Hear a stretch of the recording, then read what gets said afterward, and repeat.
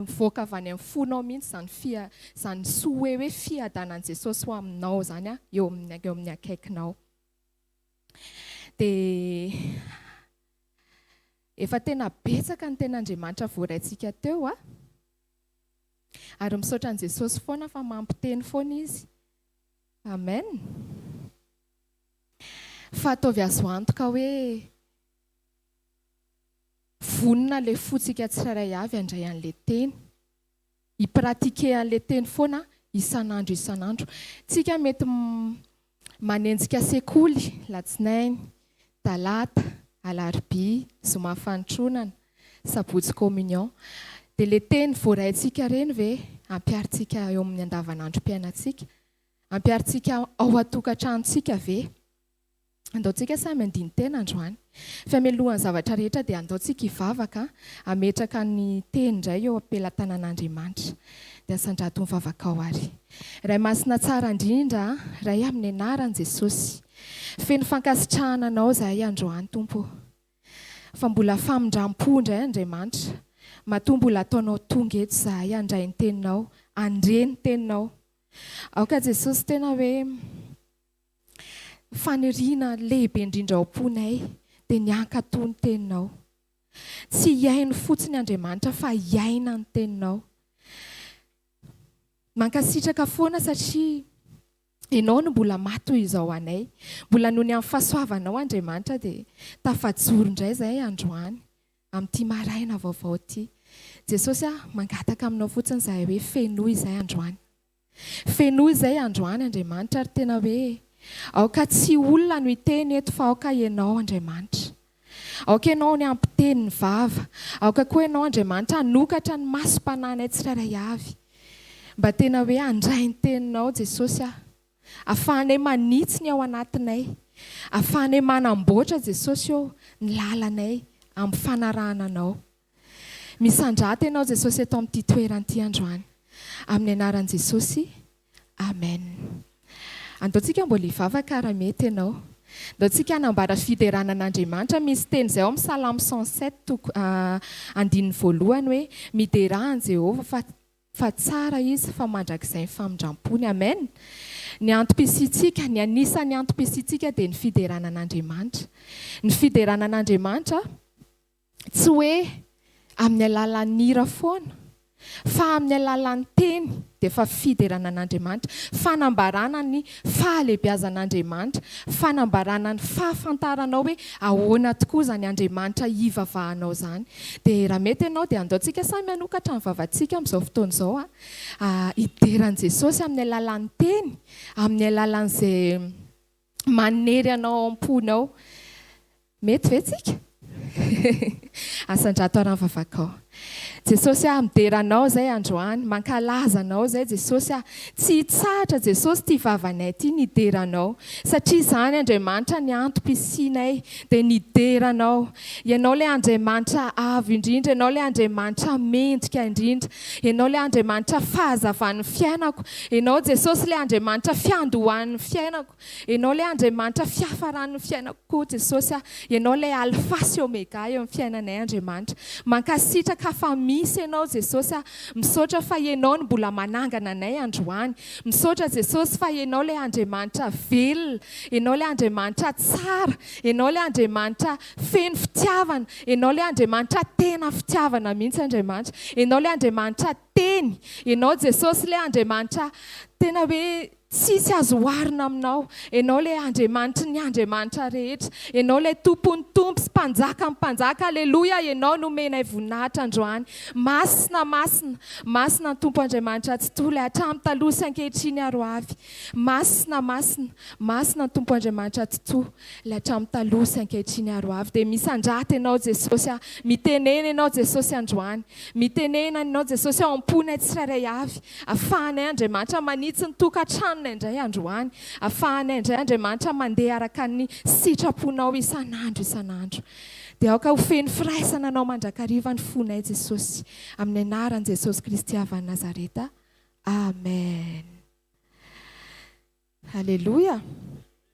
Koa satria sekoly tokantranontsika androany dia mikasika ny tokantrano no ifampizarantsika androany lohateny ifampizarantsika dia hoe Kristy mijoro ao an-tokantrano.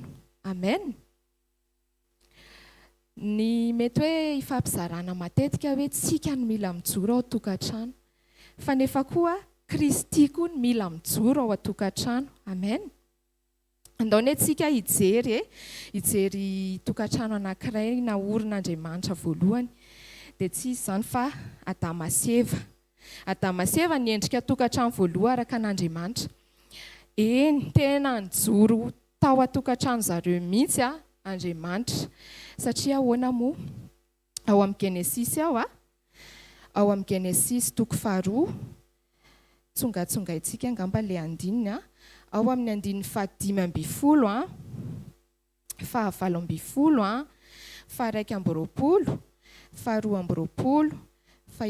4 ary 15 andao vakitsika amin'ny anaran'i Jesosy. Ary Jehovah Andriamanitra nitondra andralehilahy ka namponina azy tao amin'ny sahedena hiasa sy hitandrina azy. Andininy 17 ary Jehovah Andriamanitra nanao hoe tsy tsara raha irery lehilahy dia anaovako vady sahaza ho azy izy. Andininy 19 ary Jehovah Andriamanitra nahazo sondritory andralehilahy ka dia natory izy dia naka ny taolatehezany anankiray izy ka nanakombina nofo hosolony. Andininy 20 ary ny taolatehezana izay nalain'i Jehovah Andriamanitra tamin-dralehilahy dia nataony vehivavy ka nentiny tany amin-dralehilahy. Andininy 14 sy 15 ary noho izany ny lehilahy dia andao ny rainy sy ny reniny ka hikambana amin'ny vadiny dia ho nofo iray ihany ireo ary nitanjaka izy mivady dia raha lehilahy sy ny vadiny nefa tsy nahalala henatra izy. Amen. Namorona ny Adama aloha zany Andriamanitra, izany hoe Adama sy Andriamanitra rery, izany hoe Andriamanitra zany nanjaka tao amin'ny Adama, nanangana namorona ny Eva ihany koa izy Andriamanitra. Tsy Adama mihitsy no nikasa hoe te hanana olona hiaraka aminy izy, fa efa tena hoe projet an'Andriamanitra mihitsy hoe mila hoe tsara hozy izy raha irery raha lehilahy dia nanaovany vady sahaza ho azy dia nisy Eva sy Andriamanitra fotsiny dia Adama sy Eva nakambana iray fa zao anefa Andriamanitra atao foana. Andriamanitra zany lohany io atao hoe io i Adama sy Eva io. Izany hoe sitrapon'Andriamanitra mihitsy aloha zany tsara ho fantatritsika hoe sitrapon'Andriamanitra mihitsy ny tokantrano satria Andriamanitra no nanorina tokantrano voaloha. Amen. Izany hoe raha ny tokony ho izy zany dia tokony Andriamanitra no ivony tokantrano tsirairay avy. Amen. Satria Andriamanitra nanorina ny tokantrano io fa tsy hoe projet anao sy ny olona mety miaraka aminao na hoe projet anao sy ny vadinao tamin'izany hoe andeha hanambady izay. Fa tena hoe efa lalan'Andriamanitra, efa sitrapon'Andriamanitra mihitsy no hoe mila olona mpivady, mila tokantrano, hoe fanorenana tokantrano. Amen. Dia tao anatin'izay raha jerentsika Adama sy Eva ihany io tsy misy afa-tsy hoe ny tenin'Andriamanitra nataony zareo tao. Tambola hoe tsy nalala ota zareo, tsy nalala koatra an'Andriamanitra ry zareo, tsy nalala koatra ny toetra an'Andriamanitra ry zareo, tsy nalala koatra ny fahalebiazan'Andriamanitra ry zareo. Raha hoe amin'ny endrika amin'izao iainantsika izao zany dia raha ohatra ka hoe olona vao nandray an'i Jesosy dia tena olona tena hoe mbola mirehatra be, tsy mahalala ninina koatra ny hoe hifandray lalina amin'Andriamanitra, tsy mahita an'izay hoe negatif amin'ny fiainana sy ny zavatra hatrehana fa tena tonga dia hoe Jesosy mirehatra ho an'i Jesosy ka vao miteny Andriamanitra dia mankatoa. Ao amin'ny andininy 19 sy 17 amin'ny Genesis iny ihany nefa nisy teny zay manao hoe ary Jehovah Andriamanitra nandidy an-dralehilahy ka nanao hoe ny azo rehetra eo amin'ny saozy izy dia azo hinanana ihany fa ny azo fahalalana ny tsara sy ny ratsy dia aza hinanana fa amin'ny andro izay hinananao azy dia ho faty tokoa ianao. Izany hoe mbola tena feno fankatoavana tanteraka an'Andriamanitra zany Adamaseva satria mbola Andriamanitra nijoro tao amin'io Edena io, mbola Andriamanitra nijoro tao amin'ny Adama, mbola Andriamanitra no nijoro tao amin'ny Eva. Dia izany hoe raha raisintsika zany dia ny fankatoavantsika izay lazain'Andriamanitra dia anisany hoe mahatonga anisany tahiry ny fijoroantsika ao amin'ny tokantrano io. Amen. Indrindra mahatonga ny Andriamanitra ho tamana ao amin'ny tokantranontsika tsirairay avy satria izy no mijoro ao an-tokantrano. Alleluia. Amen.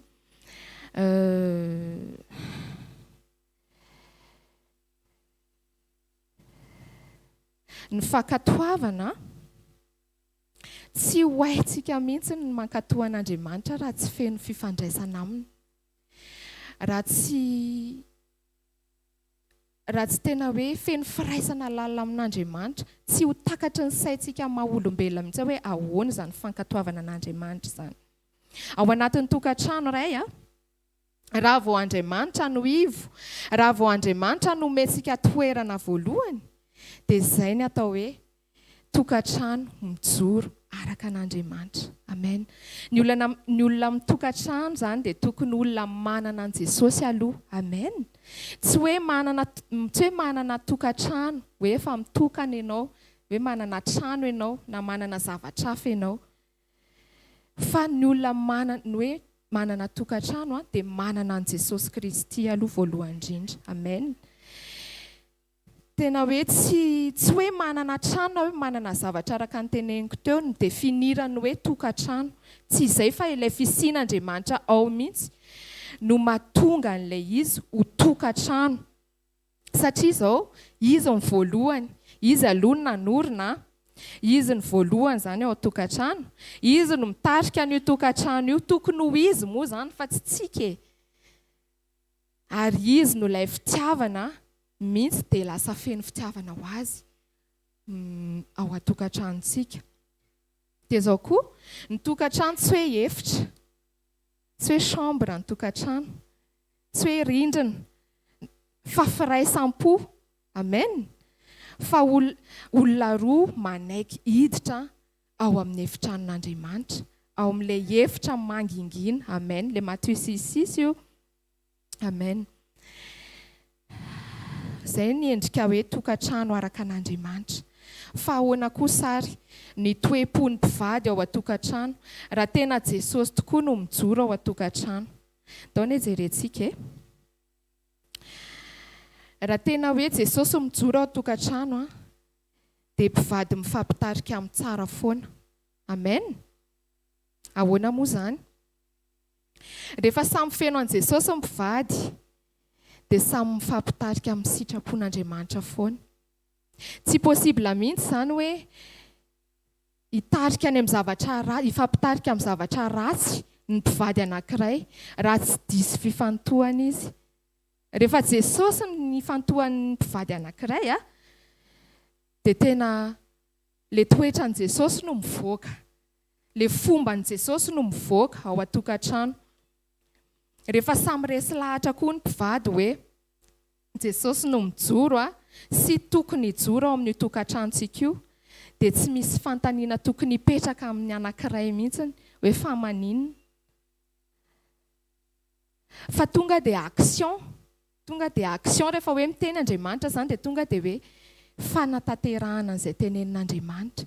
Tsy hoe hametra-panontaniana foantsika hoe fa maninona n'izao, fa maninona no ny ankohonako ny miatrika an'izao zavatra izao ohatra.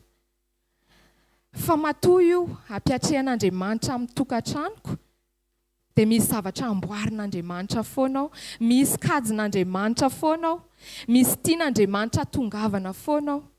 Amen.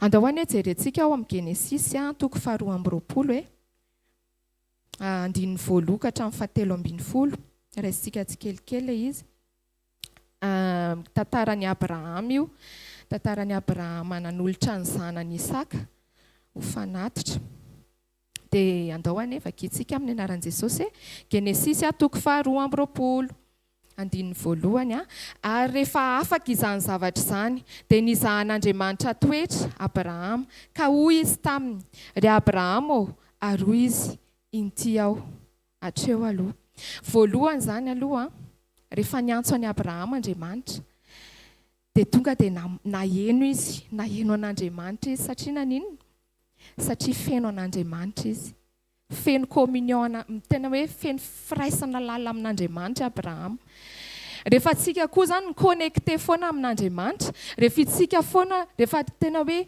feno an'Andriamanitra ny ao anatsika dia mora maheno an'Andriamanitra tsika miteny dia zao nefa Andriamanitra tena vonona foana ny teny amintsika fa zao tsika ve vonona ny haino azy tsika ve vonona foana ny haino azy inona no mety hoe heninao kokoa Andriamanitra ve sa mety hoe ny tenin'olona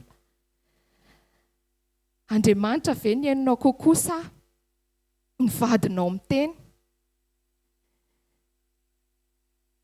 andaony antsika samy andiny teny sao dia vady kokoa no henoko mihoatra sy hinoko kokoa no Andriamanitra noho izay tenenin Jesosy tokony tsy misy mihitsy izany ao atokantrano hoe izay tenenin lahy ihany dia izay marina na hoe izay tenenin vavy ihany dia izay marina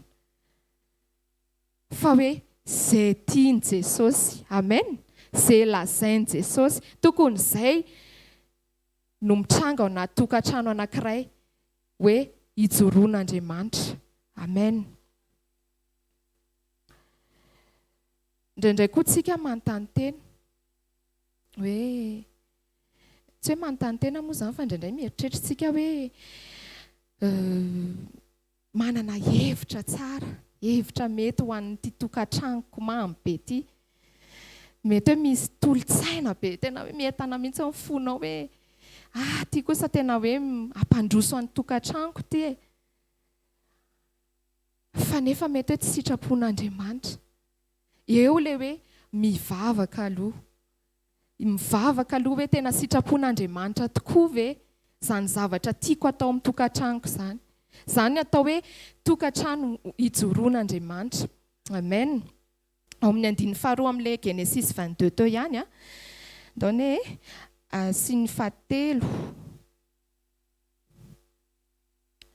aroa izy ento ny zanakao ny lahatokana izay tianao dia Isaka ka makanesa any amin'ny tany Moria ary atero any izy ho fanatitra dorana ao amin'ny tendrombohitra anankiray izay ho lazaiko aminao ary ny fo maraina koa Abraham dia nanisy lasely ny borikiny ka nitondra zatoviny roalahy ka niaraka taminy sy Isaka zanany ary namaky ny hazo ataina amin'ny fanatitra dorana izy dia niainga ka nakany amin'ny tany izay efa nilazain'Andriamanitra taminy amen raha mandinika tsara zany tsika dia raha mandinika ny Abraham io tsy nisy fantaniana nipetraka mihitsy aloha zany tao amin'ny Abraham hoe fa ahoana fa maninona ny zanako le tiako indrindra no asaininao Andriamanitra hoe atao sakrifisy fa tonga dia fankatoavana fotsiny ny Abraham izay nitenenin Jesosy dia tonga dia nakatoaviny izy koa tsy niasa saina hoe mety ahoana zao ny andraisan'ny vadiko an'izany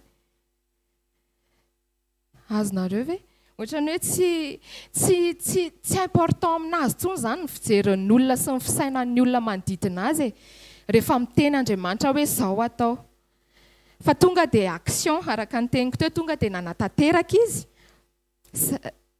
ary indrindra hoe zanany tena tiany zany Isaka zany tiany Abraham be mihitsy fa tsy nahasakana anazy mihitsy tsy hanao ny volonté an'Andriamanitra zany hoe fitiavana ny zanany zany indraindray mantsika tena marary mihitsika amin'io zanakitsika io indraindray ary io tena ho analo io tena test foana isan'andro io dia fianarana foana tena tsapako mihitsy hoe io ny testenaandriamanitra ny toe-poko ary indraindray tena hoe le zanaka ao am'le any am-bavan'le zaza mihitsy a no manitsy anahy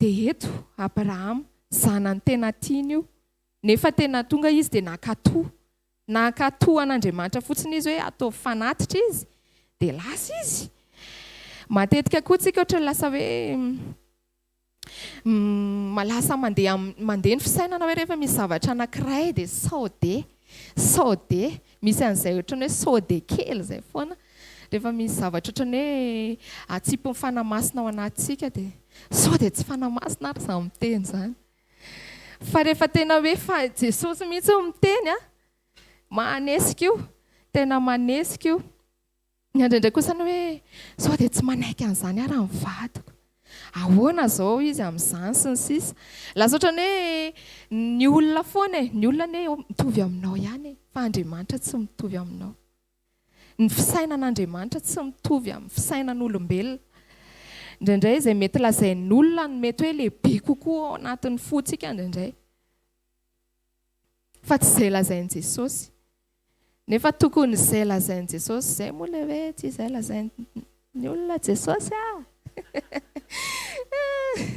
izay lazain'ny teninao amen ao amin'ny Jeremia ao milaza mihitsy hoe Jeremia 3:1 tapany biany no vakitsika manao hoe miaino ny feo akozy izy ary mankatoava ireny araka izay rehetra andindiko anareo dia oloka anareo ary izao kosa ho Andriamanitra reo amen rehefa feno firaisana lalina amin'Andriamanitra tsika dia mankatoa an'Andriamanitra ho azy tsika tsisy an'izany fametraha-panontaniana zany intsony rehefa tena Jesosy tokoa ny mijoro ao an-tokantrano dia feno fankatoavana amin'ny antsipiriany mihitsy na ny lahy na ny vavy indraindray koa matsy tsy voatery hoe any amin'ny lehilahy foana no miteny Andriamanitra na hoe any amin'ny vavy foana no miteny Andriamanitra fa indraindray izy any amin'ny lahy indraindray izy any amin'ny vavy dia eo no mila hoe feno fifandraisana foana amin'Andriamanitra mba tena hoe ho samy feno pisy na lehilahy na le vavy hoe tena Andriamanitra tokoa izany miteny izany amen eo amin'ny 4 amin'ilay Genesis ihany 4 5 7 hatrany amin'ny 17 fakiko amin'ny anaran'i Jesosy noho tamin'ny andro fahatelo Abrahama dia nanompo ny masony ka nahatazana ny tany tery lavitra ery aroy Abrahama tamin'ny zatoviny mijanony atao amin'ny biriky anareo fa izao sy ny zazalahy andeha akery ary hivavaka izahay dia hiveriny eto aminareo indray dia nalainy Abrahama ny hazo ataina amin'ny fanatitra dorana ka natataony any Isaka zanany fa izy kosa nitondra ny afo sy ny antsy teny an-tanany ary dia niarana andeha izy mianaka ary Isaka niteny tamin'ny Abrahama rainy ka nanao hoe rikako eo dia hoy izy inty aho anaka ary hoy izy indreto ny afo sy kitay fa aiza kosa izay ondry atao fanatitra dorana fa hoy Abrahama anaka Andriamanitra no ahita izay ondry atao fanatitra dorana dia niarana andeha izy mianaka ary rehefa tonga teo amin'ny tany izay efa nilazain'Andriamanitra taminy izy dia nanorina ny alitara teo Abrahama ka nandahatra ny kitay dia namatotra ny Isaka zanany izy ka nametraka azy tambonin'ny alitara teo ambonin'ny kitay ary Abrahama naninjitra ny tanany ka nandray ny antsy mba hamonoany ny zanany fa niantso azy ilay anjelin'i Jehovah tany an-danitra ka nanao hoe ry Abrahama ary kosa izy inty ao Abrahama zany tena hoe maheno an'Andriamanitra foana dia hoy izy aza maninjitra ny tananao amin'ny zazalahy ary aza maninona azy akory ianao fa hitako izao fa matahotra an'Andriamanitra ianao ka tsy narovanao tamiko ny zanakao dia ny lahy tokanao ary Abrahama nierika anjery ka indro nisy ondry lahy teo ivoany voasangazotry ny krihitrala ny tandrony dia lasy Abrahama ka naka ondry lahy ary nanatitra azy ho fanatitra dorana ho solon'ny zanany. Amen. Tanareo rehefa manaiky fotsiny tsika dia tena Andriamanitra malala ny ao am-potsika izay ny tena marina. Malala ny ao am-potsika izy hoe tena zanako tokoa ve ty. Tena ahoana zany grave be ne zany hoe lahatokana zany no atao sakrifisy e. Ozy izy eo amin'le eza moa izy teo.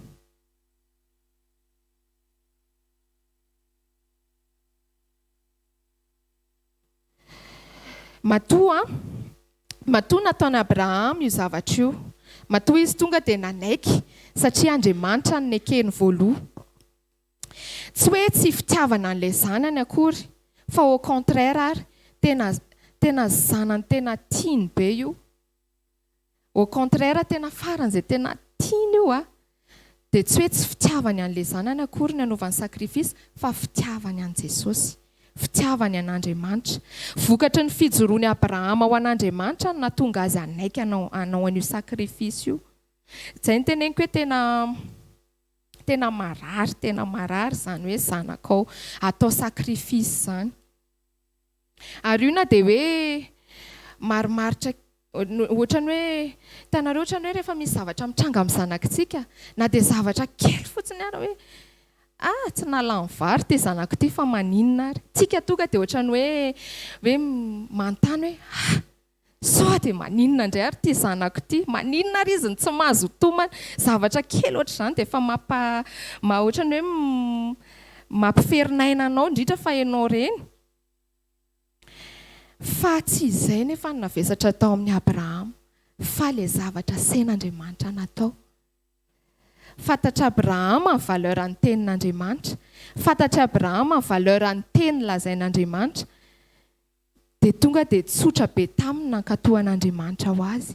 Tsika koa zany tena mila fantatsika aloha ilay valeur n'Andriamanitra hoe ahoana zany Andriamanitra ivavahantsika zany.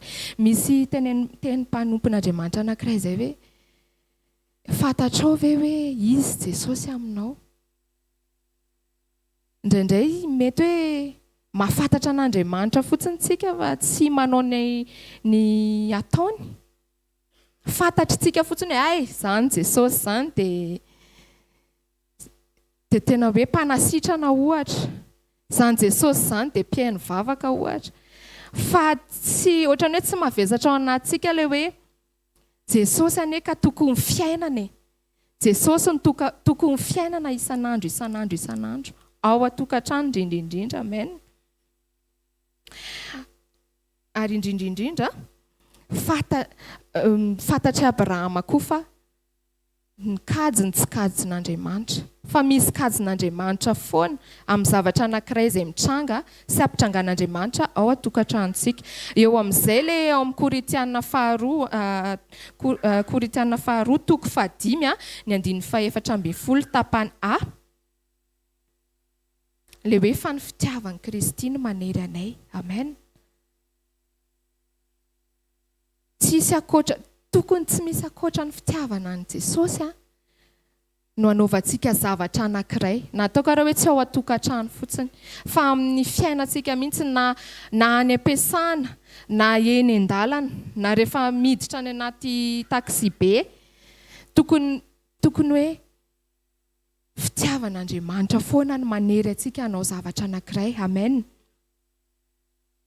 Amen. Tsy misy ohatrany hoe ny fitiavan'Andriamanitra no antony mahatonga anahy hanao action anankiray.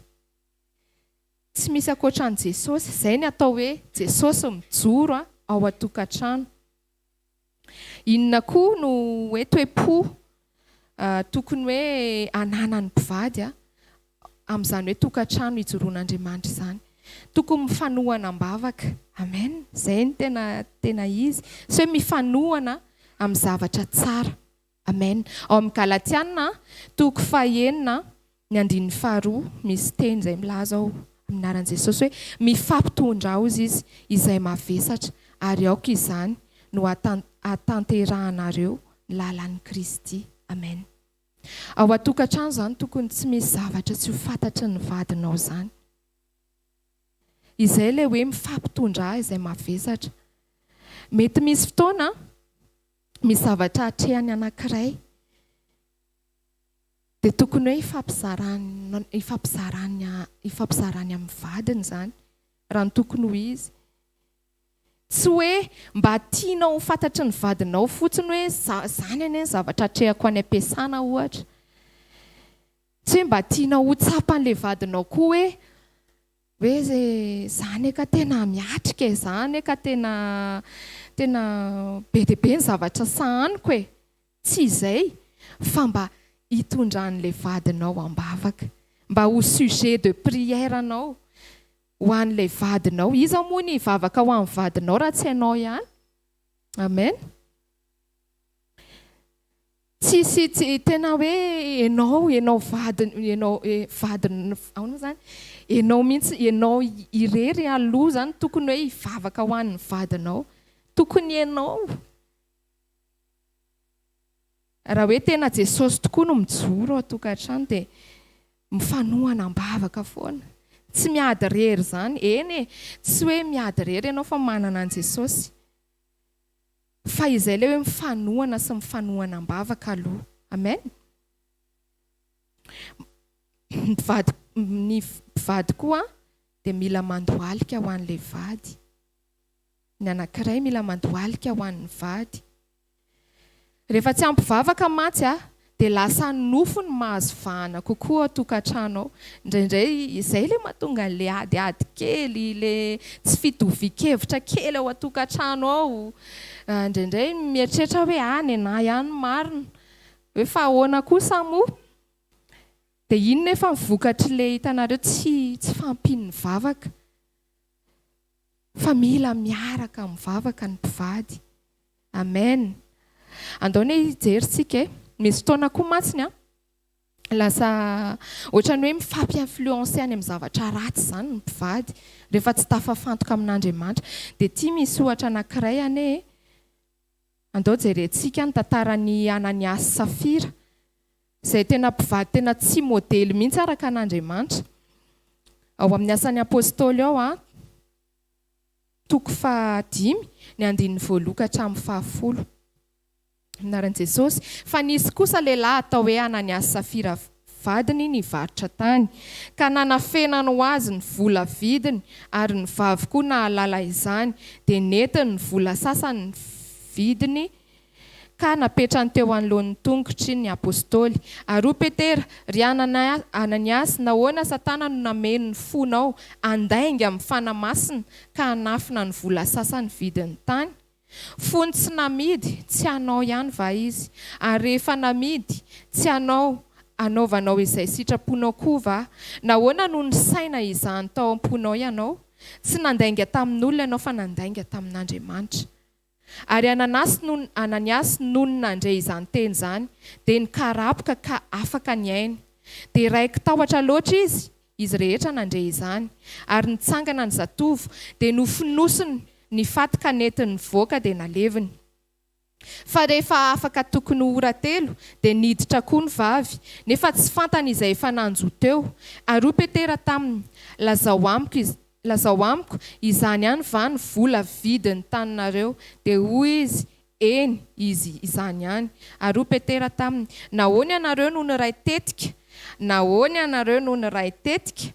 Aka fanahy fanahin'ny tompo? Indro eo ambaravarana ny tongotra izay nandevina ny vadinao, ary hitondranao hivoaka koa izy. Dia nikarapoka teo anoloan'ny tongony, niaraka tamin'izay koa izy ka afaka ny ainy. Ary niditra ny zatovo dia hitany fa maty, ary nentiny nivoaka ka naleviny teo anilan'ny lahy. Amen. Ohatrany hoe mazava be, tena hoe ohatrany hoe nifampiaro tamin'ny fangalarana zany izy mivady. Tsy nanome voninahitra n'Andriamanitra, tsy nanome voninahitra an'i Kristy satria mifampitarika amin'ny action ratsy. Indraindray tsika rehefa tena hoe tsy tafafantoka amin'Andriamanitra, rehefa tsy Jesosy no mitarika ny tokantrano dia lasa ohatrany hoe misy firaisana tsikombakomba zavatra hafahafa zay ao an-tokantrano. Jereo koa ane ao amin'ny Korintiana voaloha toko 5:7 izay manao amin'ny anaran'i Jesosy hoe aza mety ho fitahany ianareo izy ny fikambanana amin'ny ratsy manimba ny fitondran-tena tsara. Na ataoko ary zany hoe manana fitondran-tena tsara araka an'Andriamanitra tsika kanefa tsy mijoro sy tsy ampy communion amin'Andriamanitra eny amin'izay alehantsika, eny amin'izay ataontsika dia possible foana tsika voafitaka. Be dia be any ny olona tsy manana an Jesosy fa manana fahendreny. Be dia be ny olona tsy manana an Jesosy fa ohatrany hoe izy indray ny mahafantatra hoe zao ny tokony toepo araka an'Andriamanitra nefa fa tsy izay fa ilay fifandraisana lala amin'Andriamanitra no tokony mavesatra ao am-potsika foana. Amen. Izay koa ilay hoe miambena foana amin'ny fotoana rehetra. Tokony miambina foana tsika reto. Tokony miambina foana efa tena andro farantsika izao. Efa tena tsy tokony misy sangisangitsika an'izany fiainam-panahy izany intsony mihitsy amin'izao. Amen. Fa aleontsika miambina foana ao amin'ilay Korintiana voaloha toko 5:10 indray ny 7:17 hoe miambeny ianareo izy tomoera tsara amin'ny finoana aoka hitomban-damo mahereza. Ahoana moa izany hoe aoka hitomban-da? Io ilay hoe fijoroana. Mila mafy tsara tsika amin'ny fijoroana. Amen. Mila mafy tsika amin'ny fijoroana amin'izao andro faran'izao. Aoka ho mafy tsara ny fijoroantsika ho an'Andriamanitra mba tsy ho voahozongozona. Amin'ny fotoana anankiray tena marina mihitsy ilay tenin'ny mpanompon'Andriamanitra izay hoe amin'ny fotoana anankiray tsika tsy maintsy hiatrika olona tsy manana an Jesosy. Eo ve tsika? Ho tafajoro amin'izay ve tsika? Ho tafajoro amin'ilay sitrapon'Andriamanitra amin'izay ve tsika? Ho tafajoro amin'ilay andrasan'Andriamanitra amin'izay ve tsika? Mila miambina reto tsika. Amen. Ao an-tokantrano koa dia mila mifanitsy am-pitiavana. Amen. Mila mifanitsy am-pitiavana koa ny mpivady ao an-tokantrano. Tsy hoe mpivady dia hoe tsy tokony hifanitsy, fa tokony mifanitsy foana fa am-pitiavana. Satria Jesosy fitiavana dia tokony fitiavan'i Jesosy no hifanitsiana. Amen. Misy taona mantsy indraindray ohatrany hoe tsy sahanitsy ny vadinao izany ianao. Tsy fantatrao mety mieritreritra ianao hoe efa hainana izany. Aleo izy ny ovangidy Jesosy amin'izany. Fa nefa kosa rehefa direktivan'Andriamanitra no hoe tokony ahitsy ny vady. Rehefa direktivan'i Jesosy hoa. Rehefa Jesosy miteny hoe mila manitsy ny vadinao. Dia ankatoavy izay. Amen.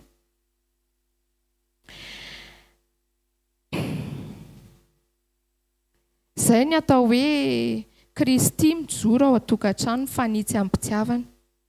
Anisan'ny hoe toe-po tokony ananana mifanitsy am-pitiavana. Jereo voane na ny mpianatra ary niaraka tamin'i Jesosy dia nahitsiny Jesosy foana. Nefa mpianatra fidian'i Jesosy ane. Efa nisafidian'i Jesosy ireny fa nahitsin'Andriamanitra foana ireny.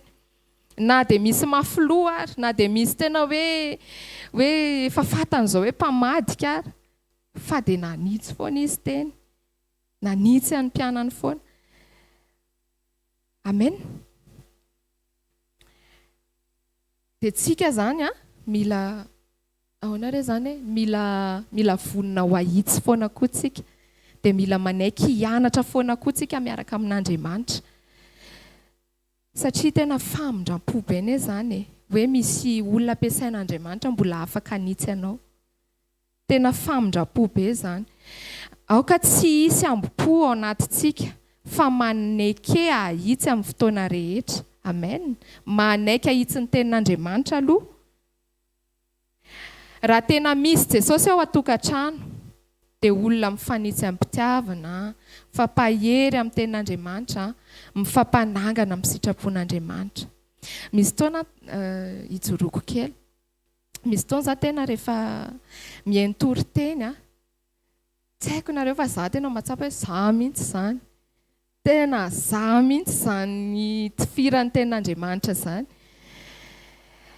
Dia indraindray ohatra ny hoe manontany teny ianao hoe Jesosy tena mbola be dia be nefa mbola tena hoe tsy mety izany. Fa nefany maneke ahitsy. Opportunité ho antsika no ahitsy ny tenin'Andriamanitra. Raha ohatra koa amin'ny fotoana anankiray tsika hoe misy zavatra hatrehana, lavintsika. Raha tsy lavintsika, tsy fantatritsika mihitsy hoe aika izaho mbola manana an'izay zavatra izay ao anatiko. Dia opportunité be ho anahy koa izany ny hanitsiko ny tenako ny amin'izay zavatra hatrehako, ny amin'ny problème ao an-tokantrano ohatra, ny amin'ny mety hoe fizahan-toetra apetrak'Andriamanitra eo amiko. Dia tena anisan'ny tena hoe isaorako an'Andriamanitra satria Andriamanitra teny foana teny foana izy isan'andro. Anitsiana aloha, anitsiana anahy aloha, anamboarana anahy aloha. Amen. Ary tsika tokony manaiky tsika hoe tsy mahay ninina. Tokony manaiky tsika hoe tsy zavatra haintsika izany io mitondra tokantrano io hoe tsy haiko izany. Jesosy mahay an'io. Amen. Tsy zavatra haintsika izany raha vao tsisy Jesosy. Tsy zavatra haintsika izany raha vao tsy Jesosy manjaka ato anatiko aloha. Izay vao ao an-tokantrano. Andao indray ny jerentsika mikasika ny Adamaseva ao amin'ny toko 7, ny 9:1-5. Ary ny menarana dia fetsy noho ny bibidia rehetra izay nataon'i Jehovah Andriamanitra. Ary hoy izy tamin-dra vehivavy, hanky efa nataon'Andriamanitra hoe aza hinananareo ny hazo rehetra amin'ny saha. Fa ora vehivavy tamin'ny menarana, ny vonin'ny hazo eo amin'ny saha dia azony hinanana ihany. Fa ny vonin'ny hazo eo afovoan'ny saha kosa no efa nataon'Andriamanitra hoe aza hinananareo, natendrenareo izany fandrao maty anareo. Ary hoy ny menarana tamin-dra vehivavy, tsy ho faty akory ianareo, fa fantatr'Andriamanitra fa na amin'izay andro hinananareo azy dia ahiratra ny masonareo, ka ho tahaka an'Andriamanitra ianareo, ahalala ny tsara sy ny ratsy. Ary hitan-dra vehivavy fa tsara ho fihinana ny hazo sady mahafinaritra ny maso ary hazo matsiritra ampahendry. Dia nanotazany ny vony ka nihinanany ary nomeny koa ny vadiny ka dia nihinana izy. Amen. Io zany raha vao samy tsy mandroso ao amin'ny Jesosy ny ao an-tokantrano, raha vao variana tampoka ohatrany hoe tsy tafafantoka amin'Andriamanitra, vao mangatsiaka ara-panahy fotsiny dia lasa manao tao foana tsika. Lasa ny fisainantsika no mandeha aloha noho ny zavatra tenenin'Andriamanitra. Andriamanitra ny teny tamin'ny Adamaseva mihitsy hoe aza hinanana ny hazo fahalalana ny tsara sy ny ratsy. Fa misy le olona ny influencer anazy dia lasa iny no navesatra tao am-pony hoe tsara koa, hoe tsara ny voan'ny hinanana an'io. Dia izay ny lasa navesatra taminy dia tanterahany zareo le izy. Fa nefa izao andao tsika tsy ohatra izany. Amen. Aoka izay tenin'Andriamanitra ihany no arahantsika amin'ny fotoana rehetra. Raha vao tsy tafafantoka ny anankiray ao amin'ny tokantrano dia mitondra ny anankiray any amin'ny zavatra tsy araka ny sitrapon'Andriamanitra koa. Ny mpivady foana ny heran'ny tokantrano ny mpivady foana ny heran'ny tokantrano. Rehefa raha samy relisa lahatra ny mpivady hoe aleo Jesosy ihany, Jesosy, dia mandeha ho azy ny zavatra rehetra. Fa kosa raha vao hoe aleo izay tiako ihany, aleo izay zavatra tiako atao ihany, tokony izao ihany ty fa tsy izao, dia tsy izay le tokantrano mijoro ho an'Andriamanitra. Izay décision mpivady dia manaraka ho azy ny zanaka. Ka tsika mpivady zany ao atokantrano zany mila tsara hoana zany mila tsara ny décision atsika hoe any amin'ny Jesosy rery ihany. Amen. Sady izao hitanareo raha samy hoe ifampi-influencer ihany tsy aleo ve any amin'ny tsara, tsy aleo ve Jesosy no mi-influencer anao, tsy aleo ve ny fanamasina no mi-influencer atsika anao zavatra anankiray. Ary tena marina ny raha misy ny influenceur tokony arahantsika dia Jesosy. Be dia be nefa influenceur eny amin'ny tambajotra eny tsika indray ohatra mivariana mihaino an'ireny, variana mijery an'ireny. Fa nefa misy tokony influenceur arahantsika isan'andro isan'andro dia Jesosy zany. Amen. Raha hoe ao atokantrano dia tsy tokony vadinao mihitsy koa aloha ny mi-influencer anao. Tsy tokony vady mi-influencer anao fa Jesosy ihany. Tena hoe izay ny atao hoe Kristy mijoro ao atokantrano. Amen. Ny atao hoe tokantrano mijoro an Jesosy koa dia hita fa iray. Misy unité. Amen. Tokony ho hita foana ny mpivady hoe iray eo anatrehan'ny olona. Fa kosa izay ilay teneniko hoe raha misy zavatra tokony ahitsy dia tsy eo amason'ny olona ianao manitsy anazy fa any amin'ny tokantrano. Amen. Ao atokantrano ny fotoana tokony hitoriana filazantsara ihany koa. Amen. Ho an'ny vady. Tsy hoe fitoriana fitiavana fotsiny ao ary izany manaraka fotsiny rehefa mitory filazantsara ho an'ny vadinao, rehefa mitory an Jesosy. Na ataoko raha hoe efa samy manana an Jesosy dia mila mifanaitra foana. Mila mifanaitra foana ny mpivady hifampitory filazantsara.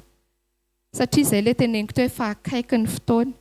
Mifampatsiahy an Jesosy, mifanaitra ao amin'ny Jesosy, mifanaitra ao amin'ny Jesosy. Na efa samy manana an Jesosy ary dia mifanaitra tena hoe ahoana re zany hoe afaka hoe miaraka mihaino teny, miaraka mivavaka araka n'ilay nizaraiko teo aloha teo ihany.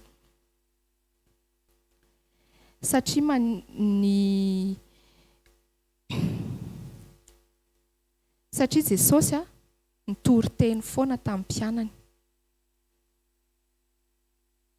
Dia ny anjarantsika efa manana an Jesosy dia mila mitory teny ho an'ny ankohonantsika. Amen. Ao amin'ny Marika 9:20, ny 5:15 amin'ny anaran'i Jesosy. Ary hoy izy tamin'ny mandehanany amin'izao tontolo izao ianareo ka mitoriany filazantsara amin'ny olombelona rehetra.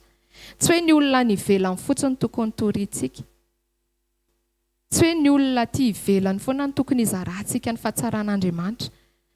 Fa izay hoe ny ao atokantrano alohany, voalohany indrindrany.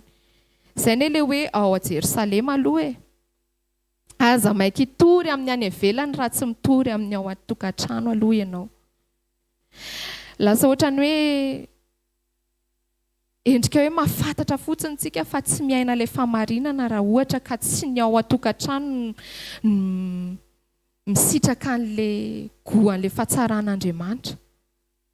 Amin'izao fotoana izao hoe betsaka no efa mahalala an'izany Jesosy zany fa nefa tsy miaina ny sitrapon'Andriamanitra, tsy miaina ny ataony hoe fomba an'Andriamanitra, fomba an Jesosy, toetra an Jesosy.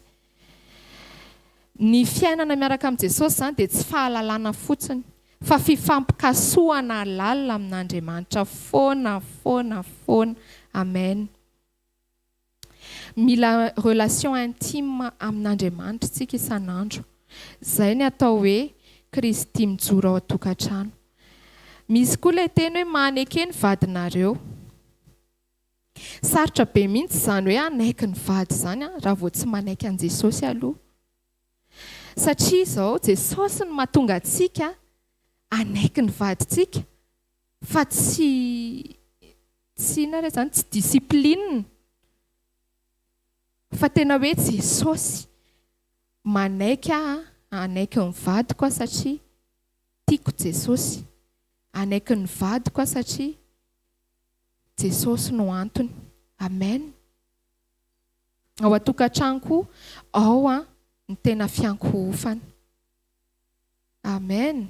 Jesosy no antony mahatonga anaiky ho famisomiza.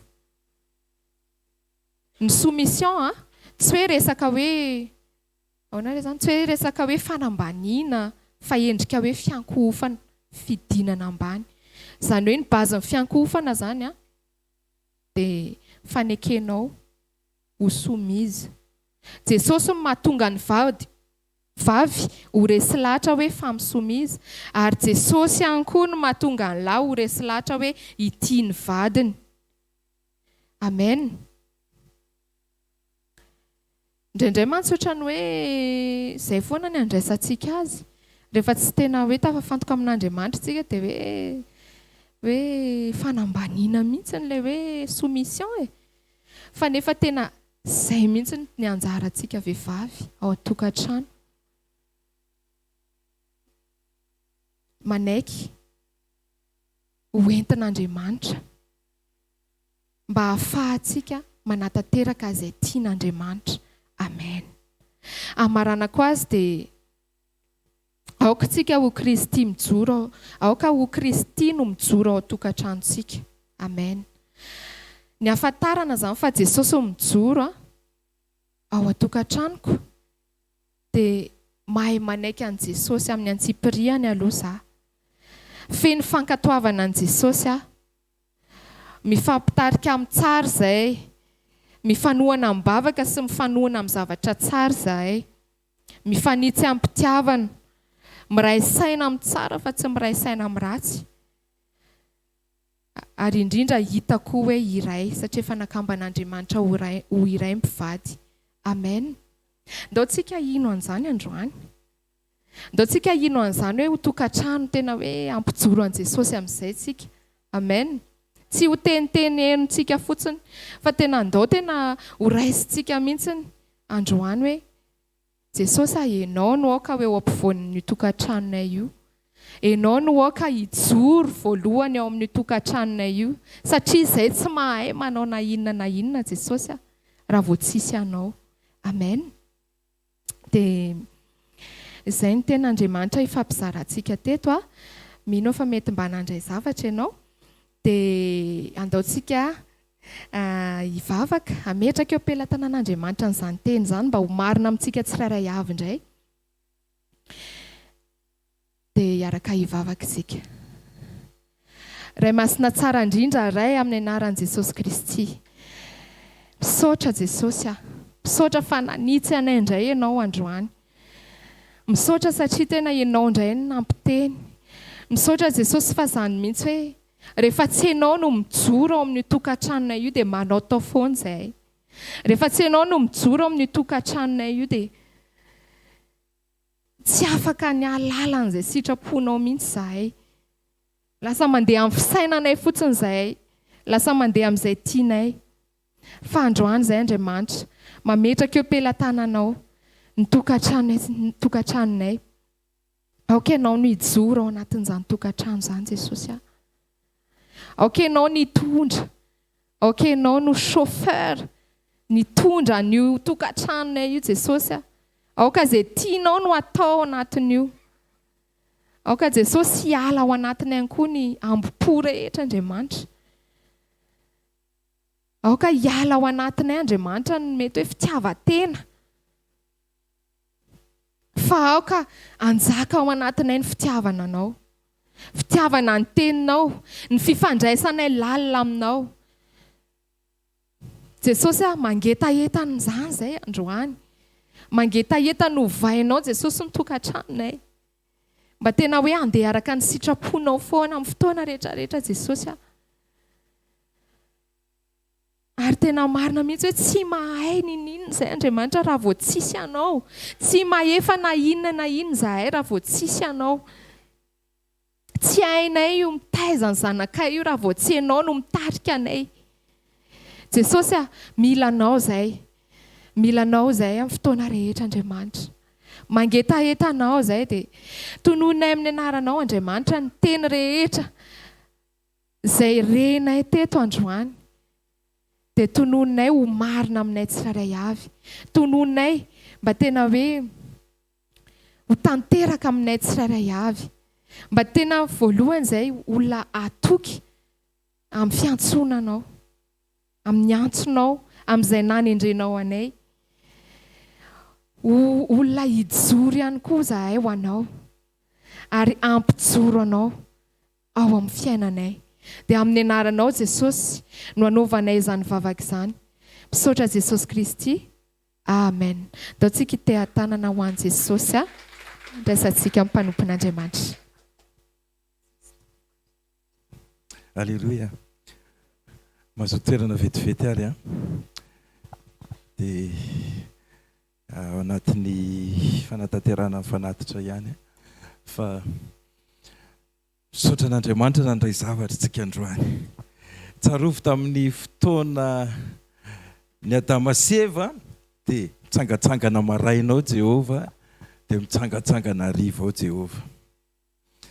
Dia amin'ny fotoanantsika indray dia nitian'Andriamanitra ho tokantranontsika dia mijoro ao amin'ny tokantranontsika foana Jesosy.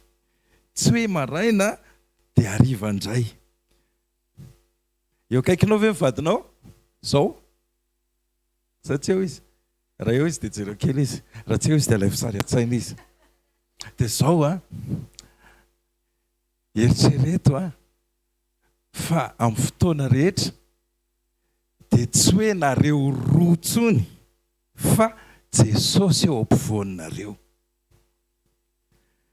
Dia ny fanapa-kevitra, ny ady hevitra, ny resadresaka dia Jesosy eo afovoany. Zay hitondrana azy. Tsy hitantsika maso Jesosy fa ozy izy hoe raha misy roa na telo mivory amin'ny anarako, roa ny mpivady tsy telo fa roa ny mpivady fa Jesosy ny eo ampovoany. Zay dia manomboka izao tena ataovy ao anatin'ny fonao foana hoe Jesosy eo ampovoaninay mivady. Fiainanay rehetrarehetra, fanapahan-kevitra, dinganao atao, tsy izay mivady ny miady hevitra fa samy miaraka mihira amin'ny Jesosy eo daholo. Zao ny teneny hoe rehefa mangy tokantrano anankiray izy dia tonoany fiadanana. Fa milaza aminareo fa fiadanana mameno tokantrano ao anatin'izay. Manomboka miala ny tebiteby ao anatin'izay. Manomboka miala ny fisalasalana rehetra ary manomboka mahatsapy ianao hoe hoay, ary ohatrany mahafinaritra kay, ary mety be kay. Misy zavatra mety sitraponao mihitsy fa sitrapon'i Jesosy. Zany re tompoko dia safidy tsy mandehandeha ho azy zany androany dia tonga dia automatika any an-trano. Taoviny eo akaikinao hoe tsy automatika hoe fa hisafidy ianao amin'izany, hampiaina an'izany eo tokantranonao. Amen. Amen. Dia andaontsika hitsangana ary. Dia zao mba hiainana an'izay dia mila safidy dia ataovy fiainanao le izy. Dia jereo kitio eo akaikinao hoe mety zanaka ianao hoe, mety ray aman-dreny ianao hoe, fa ny teny androany Jesosy mijoro ao tokantrano. Hijoro ao amin'ny tokantranonao Jesosy hoe. Amen. Joro ao amin'ny tokantranonao Jesosy hoe. Iova hoe ny zavatra rehetra. Iova fa ao Jesosy. Amen. Miala ny vafambaraka, miala ny fikorontanana, miala ny tsy fahombiazana rehetrarehetra, miala izay endrika famaliana, miala izay endrika korotana rehetrarehetra fa Jesosy ny fiadanany amin'izay ny ameny ny tokantranonao manomboka izao. Amen. Fanapahan-kevitra amin'ny tokantrano farany dia raisitsika nitsodrano. Fanapahan-kevitra ao anatin'ny tokantrano dia misy olona misafidy ny rafozany manapa-kevitra amin'ny tokantrano. Dia misy olona misafidy rehefa nanapa-kevitra dia alefany amin'ny Facebook hoe inona kiny ataoko fa zao ny ainanay ato. Dia mamaly. Dia misy ny chat GPT. Dia misy ny tsy haiko hoe ohatraohatry ny ahoana ireny fahitany fiarahamonina anay dia izay fahitany fiarahamonina izay zao angamba mba metimety amin'ny fiarahamonina. Dia be ny endrika zavatra hitondra ny tokantrano fa nenao manomboka androany araka ny lazainy mpanompon'Andriamanitra teo aleo Jesosy mitondra azy. Amen. Hitondra ny fiadananao tokantranonao Jesosy. Ataovy eo misoroka izay eo akaikinao ny tananao dia teneno hoe Jesosy ombanao hoe ahatanteraka ny teny rehetra eo amin'ny fiainanao Jesosy. Manomboka androany hoe hisafidy tsara ianao. Manomboka androany Jesosy hijoro amin'ny tokantranonao. Tsy diso hevitra tsony, tsy diso fanapahan-kevitra tsony, tsisy korotana tsony, fa fiadanany Jesosy ny amenao. Manomboka androany sanatria tsy elo ny tokantranonao fa paradisa ny tokantranonao. Manomboka androany hoe raha vao miditra trano ianao dia mahita an' Jesosy ianao. Raha isonsotrano amin'ny anaran'i Jesosy. Hitanao ny Tompo ka hiaro anao. Ampamirapiratra ny tavany aminao ny Tompo ka mindra fo aminao. Anandratra ny tavany aminao ny Tompo ka nomenao fiadanana amin'ny anaran'ny Ray sy ny Zanaka ary fanamasina. Amen. Te hafa mafy amin'ny anaran'i Jesosy. Dia sady mamarana ihany tsika ny hoe ny fotoana tsika isan-kerinandro tsisy miova ny larobia androany amin'ny zoma hariva ny fanotronana atsy nalakely ihany amin'ny tranombokon'olona. Sabotsy maraina ny fanasan'ny Tompo iarahantsika ao. Dia ny latsinainy talata larobia ohatr'izao tsisy miova. Dia ny radio atsika rahantsika eny foana. Dia mijoro tsika araka ny afatra androany ary fenona fifandraisana amin'ny Tompo ny fiainana dia ho tahiny Jesosy daholo. Dia andaontsika hivoaka ao anatin'ny tsikitsiky sy fifaliana fa miaraka amin'ny Jesosy ianao. Zareo ny fahasoavana fa ny fahasoavan'Andriamanitra anaty izao anareo. Amen. Tahiny Jesosy Tompoko.